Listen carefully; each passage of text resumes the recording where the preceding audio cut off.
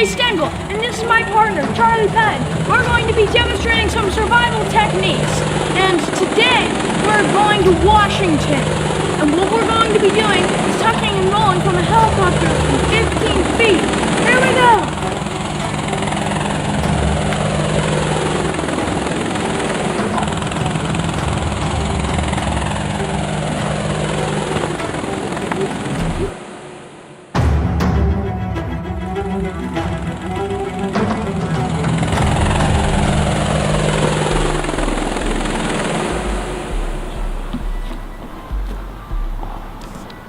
Okay, so we just landed, all good. Got a couple bruises, but we're pretty good.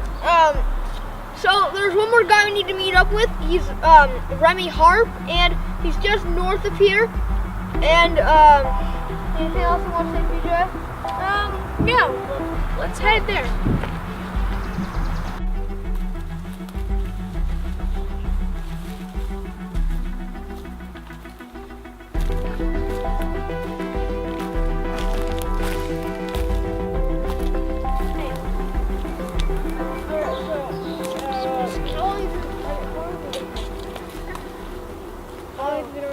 Alright, so now we're going to talk about the rule of threes, which are very important and can teach you about priorities. So, the first one is 3 minutes without air. So, you make sure you take some deep breaths. When you realize you're lost, take deep breaths, because if you get really worried, your vision can tunnel, you won't be focused, you'll make bad decisions. Clearly. Yeah, your brain won't get as much oxygen. You can actually die from panic. Make sure to get good deep breaths, and after you take a few good deep breaths, you might you'll have a better time. You'll have a much better time. Yeah, and you could even hear a highway in the distance if you relax. Then, if there's like no highway or something, then what you need to do is remember 3 hours without shelter. So you need to build a shelter called a bivy bed, which we will do in a second. Have anything to say, Remy? Well, I also have to say that you could survive 3 days without water, which means that you have to find a reliable water source and also find a way to purify water that gets all of the viruses that are specific in the water, because you don't want to get viruses in the woods lost, and it's just terrible. So stay away from stagnant water. Rivers are okay, unless the water in the rivers are brown. Oh, and also, yeah, you could also go to a creek, like a little spring that comes out of the mountain, and collect water just straight from there, because it's coming from underground and it just seeps out. So later we'll tell you on other ways to purify water, but now we're gonna do sheltering.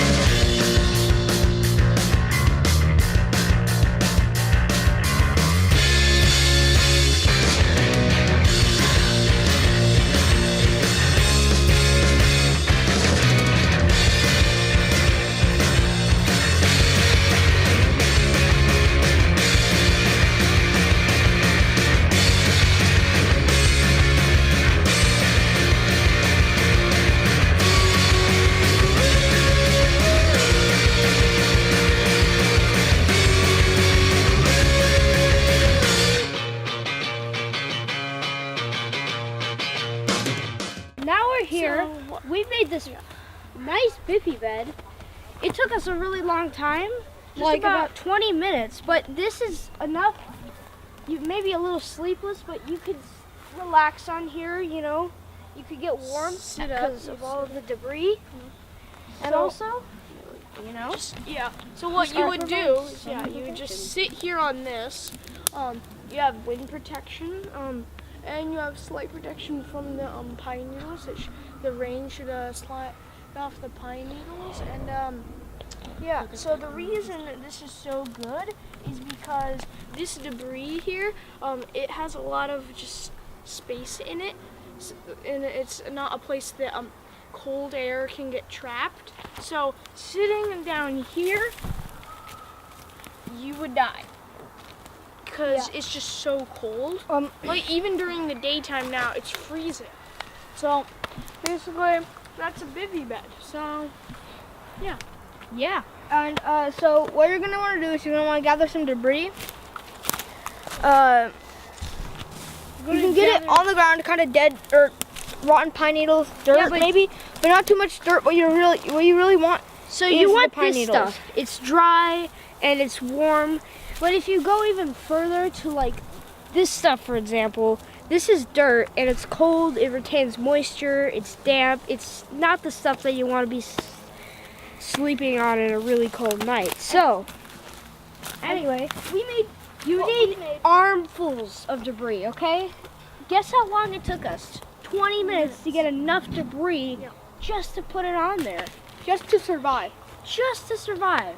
And so, well, that's a bivy bed for you. Alright, so we found water, but it's not drinkable because of a series of parasites and bacteria. So would you like to tell us about that, Remy? Yeah, many parasites and bacteria can live in this water. Especially, it's still water, and so not a lot of movement goes around. And plus, algae blooms and fish and other organisms die in the water, so obviously there's going to be bacteria and parasites. Yeah. And so what we're gonna do is we're gonna take a metal water bottle. PJ's is metal, and we're gonna fill it up with water, and we're gonna boil it on a fire. Yes. And that'll take care of all the bacteria and parasites. We'll make that fire near our bivy beds so that we can have And safe as well as potable staying, water. Yeah, as well as staying warm, we will also get Safe potable water for each of us to drink. Because water, you can only survive 3 days without water. After 3 days, you're done. So, I guess let's head on back to where we were, where our bivy bed was, and let's get to it. All right. So you might want some food, because you can last without food for 3 weeks, but still it's gonna be really uncomfortable going without food for 3 weeks. So some of the things you can eat are berries, and here's an example of them. So this is Oregon grape. You can tell it's Oregon grape because of its saw. Like these leaves kind of look like a saw. They're like holly. kind of like holly, yeah. But they have berries on the end. Yeah, so they'll have berries. They're not quite in season right now. They're not ripe. But when they're ripe, they're purple. Right now they're green. But when they're purple, they're really bitter. But right now they're green, and they're even more bitter. So I dare you to eat one. No, I've tried some of these things. But anyway, it's very important to classify the berries first. If you don't classify the types of berries, you could actually eat a poisonous berry. Anyway, you gotta classify these right, just right. You gotta classify the leaves, classify the fruit, and then you'll be able to have a safe and healthy meal. Oh, here's one. Guys, this is a good rabbit stick here. We found a rabbit stick. So what we've been doing is we've been looking for a rabbit stick, and Remy's gonna tell you what a good rabbit stick looks like. So should be the role model of rabbit sticks. It has to be about this round in diameter because you can't have too small or it won't knock out the rabbit, and it can't be too big or else you can't throw it. And also it has to be about this long. It has to be about a little bit more than a foot, okay? Should be like this arm's length, at least for me. And PJ here will tell you how to fox walk and go up to the rabbit so that you can throw it and knock it out and get your dinner. Basically, so what you do is there's this thing called fox walking. So what you do is you should be moving so slowly that you can't see. That would be kind of boring on camera, so we're not going to show it. I'll do a little bit here. It'll just show me throwing at the tree because we're not allowed to kill rabbits here because this is a state park. So basically what you should do is put it in your hands like this. And so what you should do is, this is sped up fox walking here. So you go a step with your toe and then go back. Step with your toe, then go back. But the way you should be moving is so slowly that you cannot even see that you're moving, like this. But the thing about that is we can't really get that on film. Alright, so the way to throw a rabbit stick is you're gonna grip it like this. So just like that, and then you're gonna bend it back, just so it's parallel with your arm. And then when you get close enough to a rabbit using fox walking, maybe a couple meters, maybe 3 meters, you're gonna wanna just release it, just like this.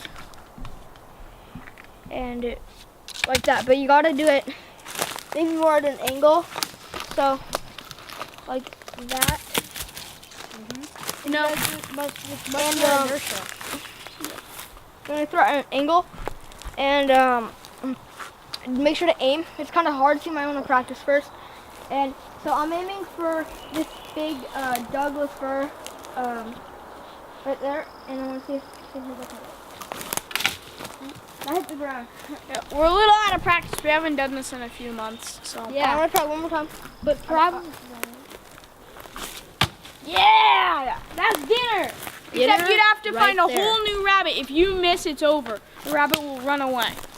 And Well- the reason you don't want to throw it like this is because when you move your thing up to throw it, the rabbit's gonna get scared and he's gonna run off. So. Yeah, he could see the stick, so you gotta Hide it like this. Like and as then- you're prepping to throw, move slowly, like we just talked about. Like you shouldn't be seen until you're moving forward to throw it. Yeah. So that's that. Oh wait, there's a trail. Let's go. Come on. Let's There's get a to the trail. trail. Woo! Let's get to our pickup. Come on. We're over here.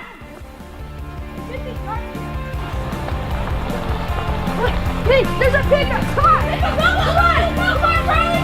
Let's go.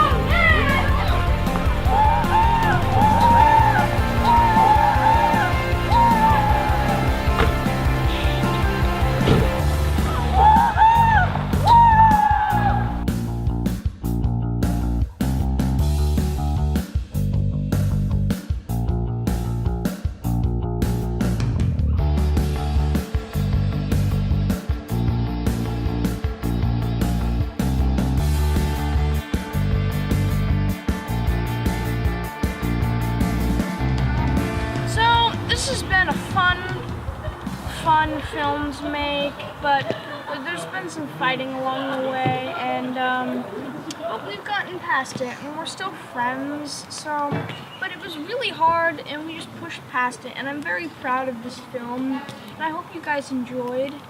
So now we're gonna go on to Remy and see what he wants to say about it. From the beginning of the film, I saw a couple of boys, you know. His name was PJ, and he was very deeply into Michael Jackson, that's for sure. He did a great moonwalk, that's for sure. And also, I met Charlie, who was a nice friend of PJ's, who they would share spooky stories, and you know, they would stay up late, giggling and laughing at each other's sayings. And I wondered, hey, you know, my movie, I originally had a plan for a movie that was way darker and probably wouldn't explore the beauty of nature itself. You know, I envisioned a movie where The fish is going the guy would literally, the guy would literally get lost in the wilderness, and our fish is lost, but anyway, the guy would literally get lost in the wilderness and just die out there, and they would find his rotting carcass. And I'm like, come on, I already made a really dark short story about that, and so I'm like, hey, you know what, why don't I join these guys? They have a really cool idea for this Boys versus Wild awesome project. So from the moment we started writing down our ideas on paper to the very last to the very last scene where we collected water, it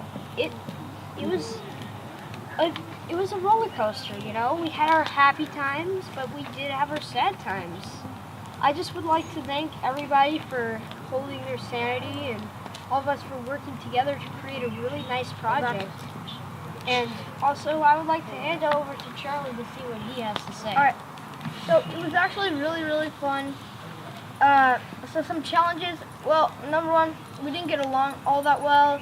I mean, as friends, we did there were a couple of fights where we just disagreements that kind of escalated.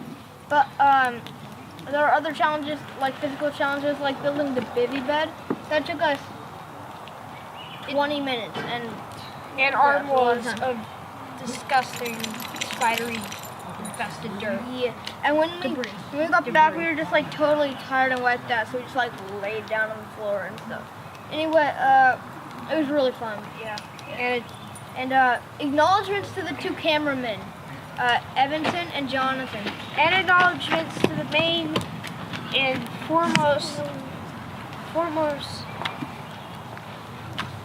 foremost guy in this entire operation that's kept all of the kids sane. I like to give thanks to the one and only Logan. Come on up here, Logan. Besides Wolverine. Not the Wolverine Logan. This Logan right here. Yeah. He helped us all the way. Different techniques. I wouldn't be able to shoot and edit this film without this guy behind me. So, Evanson to Logan. Thank you. And Evanson and Jonathan did a really good job with the camera. They made sure that everything was getting filmed the right way, and they were really helpful, even though they didn't get to be seen on camera until now. But yeah, that was really good. Yeah, so this is Boys vs. Wild. Boys versus